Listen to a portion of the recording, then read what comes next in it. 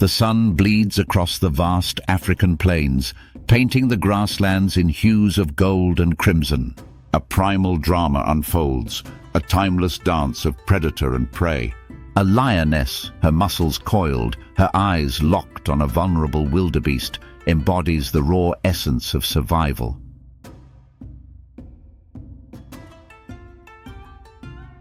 The question echoes through the ages. Should we, as humans, intervene in this natural spectacle? This is a question that weighs heavily on our conscience, a dilemma that pits our compassion against the unyielding laws of nature. We are witnesses to a brutal ballet, a battle for existence that has played out for millennia. The lioness, a magnificent predator, is driven by instinct, by the need to feed her cubs to perpetuate her lineage. The wildebeest, a vital part of the ecosystem, is fighting for its life, for the chance to graze another day. The natural world is a tapestry woven with threads of life and death, a constant cycle of creation and destruction.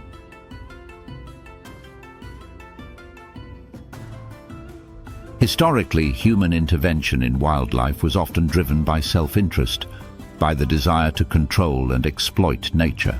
Early conservation efforts focused on protecting game species for hunting, not necessarily on the overall health of ecosystems.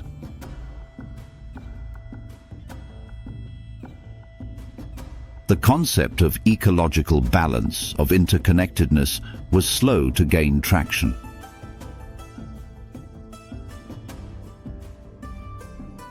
The advent of modern technology, such as drones and remote cameras, has given us unprecedented access to the lives of wild animals.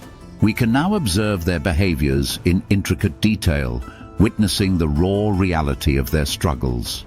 High-definition footage captures the ferocity of a predator's attack, the desperation of the prey's escape.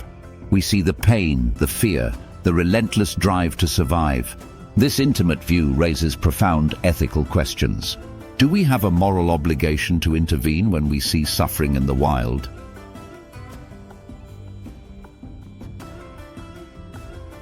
Can we, or should we, override the natural processes that have shaped life on Earth?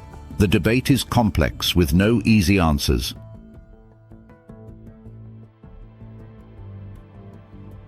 Some argue that intervention disrupts the delicate balance of ecosystems, leading to unintended consequences. Others believe that we have a responsibility to alleviate suffering, to act as stewards of the planet. The concept of compassionate conservation advocates for interventions that prioritize the well-being of individual animals. But where do we draw the line?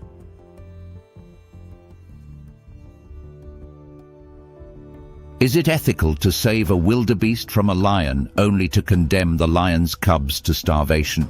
The introduction of veterinary medicine into wildlife management has opened new possibilities.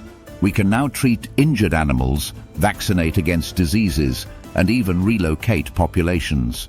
However, these interventions are often costly and logistically challenging, requiring specialized expertise and resources. They can also have unintended ripple effects, altering the dynamics of predator-prey relationships. For example, vaccinating a population of prey animals might lead to an overpopulation, straining resources and impacting other species.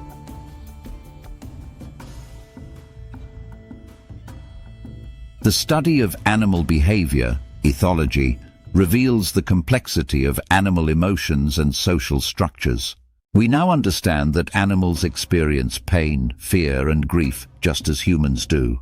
This understanding deepens our ethical considerations, making the decision to intervene even more difficult.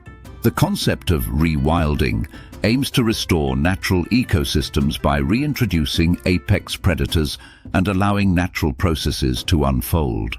Proponents argue that this approach allows ecosystems to regulate themselves, minimizing the need for human intervention.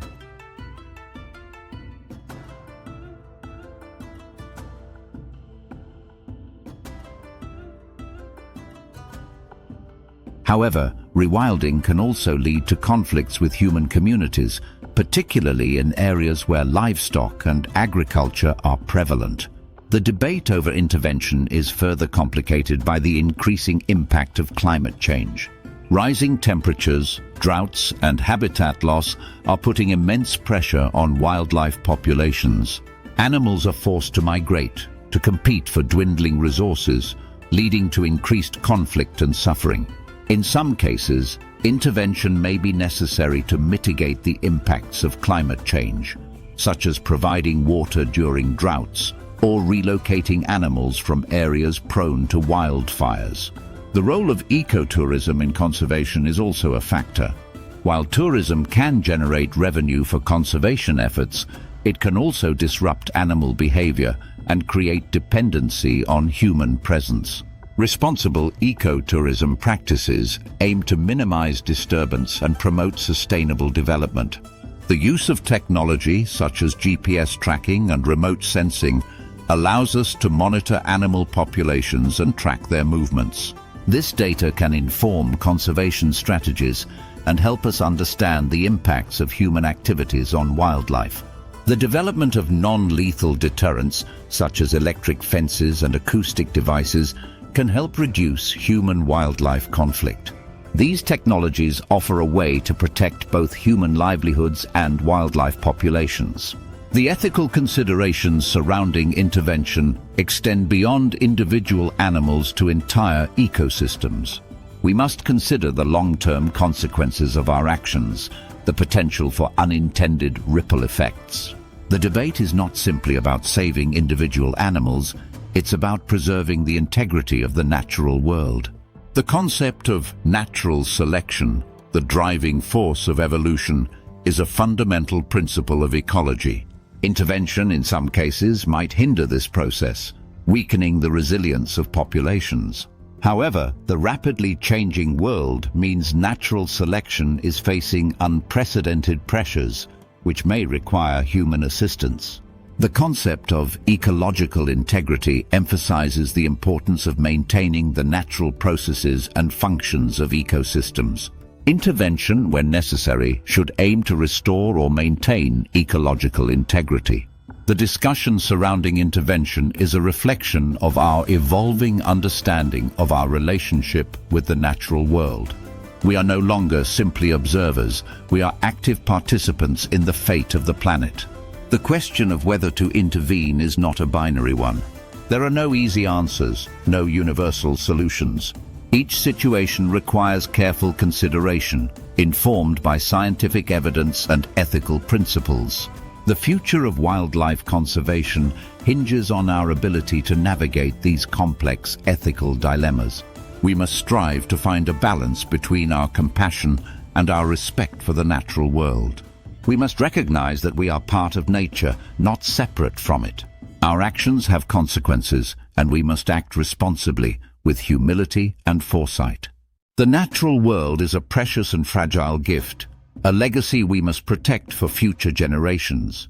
The debate surrounding human intervention in wildlife is a mirror reflecting our own humanity.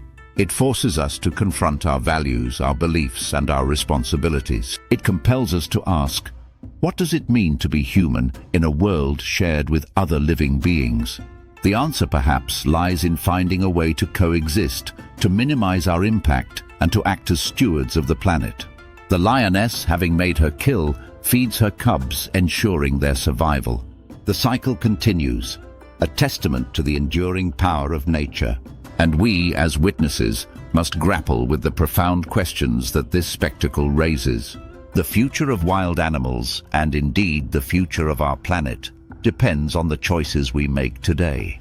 We must strive to understand, to respect, and to protect the delicate balance of life. The question remains, where do we draw the line? And how do we ensure that our interventions, when necessary, are guided by wisdom and compassion? This is the ongoing dialogue, a conversation that will shape our relationship with the wild for generations to come.